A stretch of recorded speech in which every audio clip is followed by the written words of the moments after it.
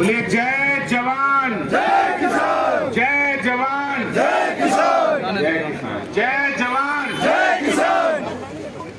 आज इस किसान मोर्चा किसानों की आवाज को बुलंद करने के लिए यहाँ हमारे गांव-गांव से आए हुए किसान भाई बहन किसानों की दिल्ली देहात की आवाज और दिल्ली विधानसभा में विपक्ष के नेता आदरणीय श्री रामवीर सिंह बिधूड़ी जी, हमारे दक्षिणी दिल्ली के जुझारू सांसद भाई रमेश बिधूड़ी जी और किसान मोर्चा के संघर्षशील अध्यक्ष भाई विनोद सहरावत जी, हमारे दोनों किसान मोर्चा के महामंत्री अनूप जी राजपाल जी और यहाँ पर उपस्थित किसान मोर्चा के सभी कार्यकर्ता, प्रदेश के पदाधिकारी, जिलों के अध्यक्ष और सभी किसानों की आवाज को बुलंद करने के लिए, दिल्ली देहात की आवाज उठाने के लिए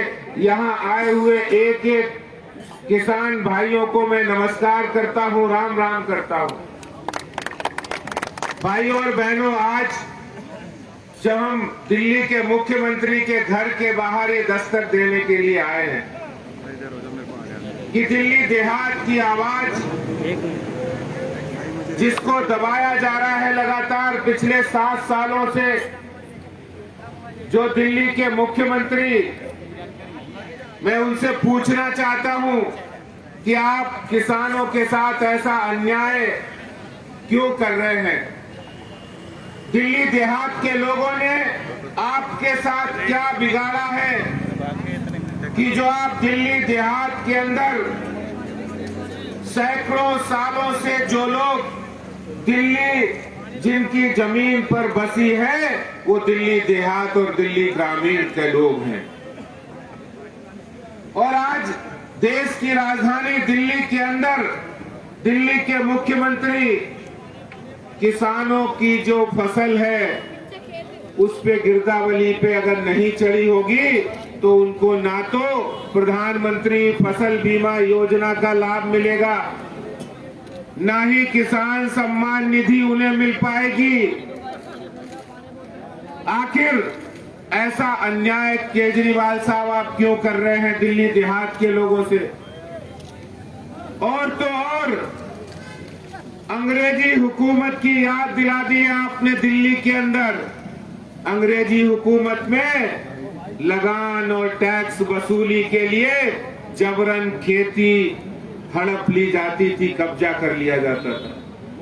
आज वही काम धारा 81 के अंदर दिल्ली सरकार के अधिकारी दिल्ली के मुख्यमंत्री के इशारे पर ग्रामीण क्षेत्र के अंदर दिल्ली देहात के लोगों की जमीन पर कब्जा कर रहे हैं। आप बताइए, मैं झूठ बोल रहा हूं क्या?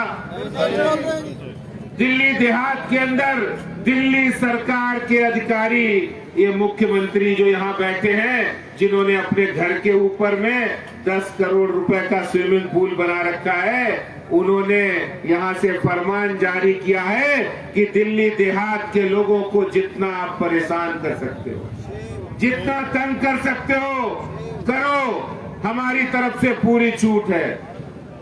मैं केजरीवाल जी को चुनौती देता हूं, चेतावनी भी देता हूं, ये दिल्ली देहात के लोगों को आपने 7 सालों में जितना परेशान किया है, और अब वक्त आ गया है दिल्ली देहात उठ खड़ा हुआ है, दिल्ली देहात जाग गया है, और ये जो तुमने अन्याय किया है, इस अन्याय के खिलाफ हमारा संघर्ष, हमारा आंदोलन ये जारी रहेगा। और इस अन्याय के खिलाफ न्याय की लड़ाई, जो कल परसों विजयदशमी का दिन था, ये विजयदशमी के दिन से दिल्ली सरकार के अन्याय के खिलाफ लड़ाई शुरू हुई है, और ये किसी न किसी परिणाम तक पहुंचेगी। ये मैं केजरीवाल को चेतावनी देना चाहता हूं। दिल्ली के मुख्यमंत्री दूसरे राज्यों में जाकर किसानों की बात करते हैं। पंजाब में चुनाव के चक्कर में एक दिन दिल्ली विधानसभा में सत्र बुला लेते हैं कि हम किसानों की आवाज बुलंद करेंगे, और दिल्ली के अंदर हर देश के हर प्रदेश में ट्रैक्टर, कृषि के यंत्र खरीदने पर सब्सिडी मिलती है। आप बताइए मिलती है कि नहीं मिलती? दूसरे राज्यों में, यूपी में मिल रही है, हरियाणा में मिल रही है, दूसरे राज्यों में मिल रही है, लेकिन दिल्ली में क्या सब्सिडी मिल रही है कृषि यंत्रों पे? आप बताइए, ट्रैक्टर पर कोई सब्सिडी है? कृषि संयंत्रों पर कोई सब्सिडी है? यहाँ तक कि आप ट्यूबवेल लगाने की परमिशन भी नहीं दे रहे हैं। बोले ट्यूबवेल नहीं लगेगा, ट्यूबवेल लगेगा तो आपको कॉमर्शियल रेट के हिसाब से बिजली के बिल चुकाने पड़ेंगे। ये जो किसानों के साथ अन्याय है, 200 गांव में पानी भरा हुआ है, लेकिन दिल्ली सरकार मौन है। दिल्ली सरकार किसानों की आवाज नहीं सुन रही है, दिल्ली देहात की आवाज नहीं सुन रही है। उन्हें लगता है हमें तो मुख्यमंत्री की कुर्सी मिल गई है और हम उत्तराखंड, गोवा, पंजाब और राज्यों में जाएंगे और हम बड़े बड़े सपने देख रहे हैं। लेकिन मैं उनसे कहना चाहता हूं, आप दिल्ली देहात के लोगों की पीठ में छुरा भोंक कर कहीं भी आगे नहीं आ सकते हो, ये मैं आपसे कहना चाहता हूं।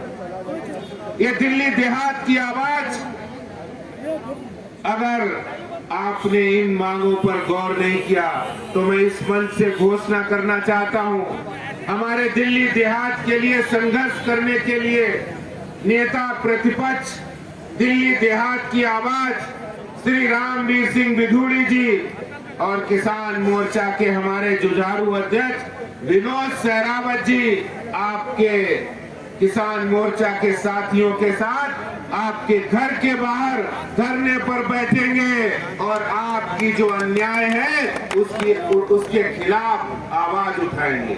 आदेश गुप्ता जी संघर्ष करो। और इस संघर्ष में भारतीय जनता पार्टी उनके साथ है और मैं उनसे कहना चाहता हूं, यह संघर्ष जरूर रंग लाएगा, क्योंकि अन्याय के खिलाफ ये लड़ाई है जो न्याय के लिए, जो सच्चाई के लिए, जो किसानों और दिल्ली देहात को न्याय दिलाने के लिए लड़ी जा रही है। उसमें भारतीय जनता पार्टी पहले भी साथ थी, अब भी साथ है और आगे भी साथ रहेगी। ये बात मैं कहना चाहता हूँ। बहुत बहुत धन्यवाद। जय हिंद, जय भारत, भारत माता की।